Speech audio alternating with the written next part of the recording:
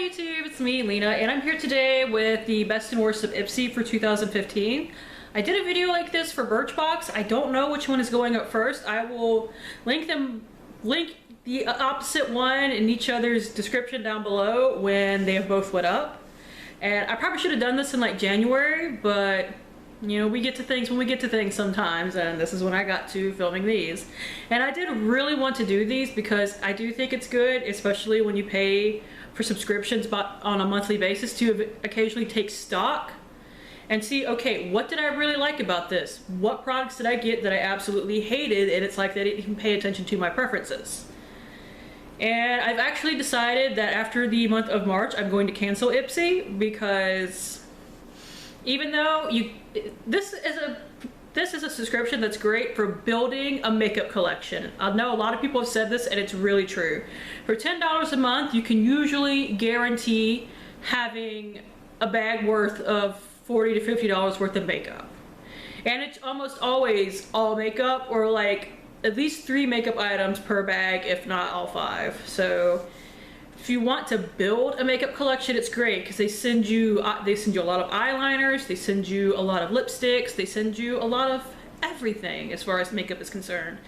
And the thing I don't like about it is that it tends to repeat a lot of brands, and they're always kind of I won't say less than reputable brands, but completely unknown brands outside of Ipsy, honestly. Or we'll say subscription boxes in general, because a couple of boxes also repeat things like Be a Bombshell, Hikari Cosmetics, Micah Beauty Cosmetics, Bella Pierre Cosmetics.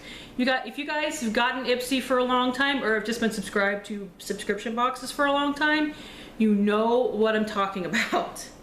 Now Ipsy does have at least a decent reward system, and they've gotten a lot better about it than they used to. If you review your product, you get between 10 and 15 points if you are willing to leave a, several sentence review on the product as well. Plus you get points for somebody using your referral link or linking up to their social media. They give you some points for as well.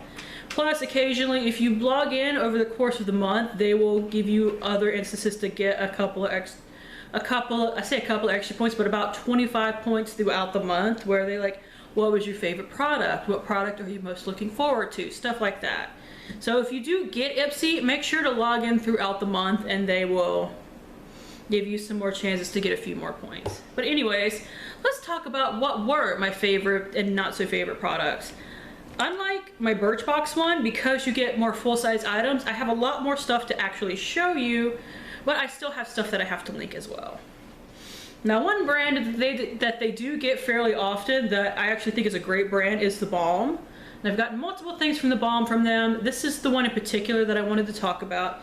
It is the Meet Matte Hues Long-Lasting Liquid Lipstick in the shade Committed. Now, not only does this last all day, at least on me, well, I say all day, you get some good, solid, I'd say at least 6 hours, like looking good. But my favorite part of this, it smells like mint chocolate chip. And you know that some liquid lipsticks smell really heinous. So to get one that smells good is amazing.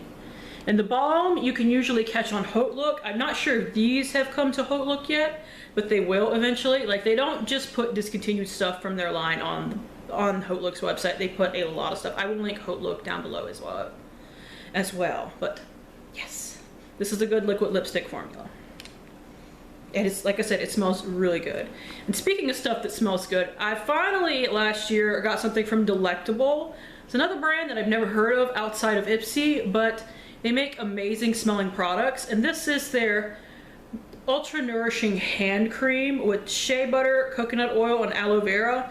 It is supposed to be a coconut and cream hand cream. It is free of parabens, sodium chloride, phthalates, sodium lauryl sulfate, GMOs, mineral oil, petroleum, gluten, and triclosan, which I've never heard of. Made in Canada. I'm looking for it. I believe this is not tested on animals, but I will make sure to note whether it is or not. But here is the tube. I believe you can get this from Target. You can definitely get it from Target's website. And this is not even a full size. This is a half size. I think this half size is worth like $5 though. Yep, smells amazing and it is really nourishing. So I did get a very nice hand cream from them. And like I said, I was actually really excited to get it because a lot of people have said that that brand smells really, really good, and they're not wrong. Next is something I don't have. It is the Acure Brightening Facial Scrub. This is another thing that you can actually get, at least from Target's website. It is a herbally smelling scrub, but because it doesn't stay on my face for very long, I kind of like it. I can't take the herbally tea smells when they linger for a really long time. But I like them in the short term. I know, it's weird. Don't ask. But it is a really good facial scrub. It'll get a lot of the dead skin cells off. And Acure is a brand that does not test on animals. So if you're looking for something like that, that might be the way to go. Next is the Ofra Bliss eyeshadow. It is technically an eyeshadow and a highlighter, but as you can see from the shade, that is not going to work on me as a highlighter. I will swatch it. It is a very pretty eyeshadow. Just this nice kind of goldeny tone right here. And it does not crease on me as long as I set it with a primer. And it is a huge sample, and it came like this. Like, I didn't depot it out of anything. So it's magnetized, so it does go nicely in a Z palette as well, which is where I keep mine. Next is the Bio Republic paper masks. I got a set of 3 of these from Ipsy. When some people got them from Birchbox, they only got 1, but Ipsy sent out 3 of them. It was a cucumber one, and aloe vera one, and I think it might have been a green tea one as well. And I do love me some paper masks. They were very nice. They were super saturated. Those were ones that, you know how some of them will say on the back for directions, hey, if you want to get an extra treatment, just keep all the leftover liquid in the fridge and then use it again as like a serum. Well, you could definitely do that with those. They were dripping wet. I know some people even like wrung them out a little bit before they put them on their faces. So definitely a facial mask does not skimp on the product, which sometimes can be an issue. Next is the Cella Eyebrow Pencil in Tantalizing Taupe. I actually mentioned this as one of my favorites for 2015 beauty products in general. It was a really good match to my eyebrows, and it had a teeny tiny point so you could get in there and, you know, get some really fine detail in. So just a really good eyebrow pencil overall, and I really enjoyed it, and it's one that I would actually purchase again if I had no eyebrow products. Let's see, I have a eyeshadow brush, and I'm sorry that mine are dirty. I use them. But this is the Luxie 205 brush. It is the tapered blending brush right here. And this is really amazing for blending. I loved it so much that I got a second one with points. And it is really super dirty, but also super soft eyeshadow brush. I must have used this today because it's actually like putting out product. So it does hold product very well too. I'm now covered in dark eyeshadow. So next is my other favorite eyeshadow brush that I got from here. It is the Elizabeth Mott's all over shadow brush, and quite frankly it is very cute. I love the color, but it is also a nice soft brush that, due to the shape, you can really use to pack on eyeshadow all over the lid. So it is very nice for that. I do recommend it. This at one point was up for points as well, but I don't think it is anymore, sadly, because if it was right now I probably would have gotten it. Now next are 2 products that I technically owned when I got them from Ipsy, so I gave them to other people. I think I actually gave both of these in my 500 subscriber giveaway ages and ages ago. But they are both really good products, and I do recommend them. And if I did not have them in my collection, it would have been amazing to have gotten them from Ipsy. And I kind of wish I'd kept one of these because I would definitely be using it right now if I had. And that is the Urban Decay 24/7 Lip Pencil in Ozone. It is a clear lip liner. Because I had a full size of it at the time, I discovered that I love clear lip liners. And like I said, I wish I had kept it. I went through the Rimmel clear lip liner recently because I just like that type of product to use as kind of like a lip primer for my lipsticks during the day, because I think it makes them last longer. And the other product that I got that I already owned was the NYX Butter Lipstick in the color Hunk. Now I did a review of these, I think in 2014, yeah. And they do come in really pretty colors, and they are a really smooth textured lipstick. They are not very long lasting, so don't expect that out of them, but they do feel really nice. They do smell really nice, at least to me. I just get kind of a sweet smell out of them. I don't get anything in particular, any specific scent in particular. I think the packaging is really nice and smooth. It twists up and down very easily. It does not get stuck. It does not feel, you know, janky or anything like that. So just all in all, a pretty nice lipstick, and they have a decent range of colors. I don't know how many. I will look that up and put it down. Let's see, next is the Pacifica eyeshadow in Ethereal. Now, I had a bad experience with the Pacifica eyeshadow that I got from them in 2014. They sent us these little duos out, and they were crappy, and the packaging was crappy, and the packaging is still crappy, but the packaging on them was crappy. It would fall apart as soon as you looked at it. And the eyeshadows were really dry and really badly pigmented. Now, when I got this one in Ethereal, I was expecting the same thing. And I don't know if those were just dud products or if they fixed the formula, but while the packaging is still terrible, as you can see, I hit pan on this. I liked it so much. Yeah, there you go. But it's just this really pretty inner corner highlight. And they're not what I would call soft by any means, but they're much more workable than the other one was.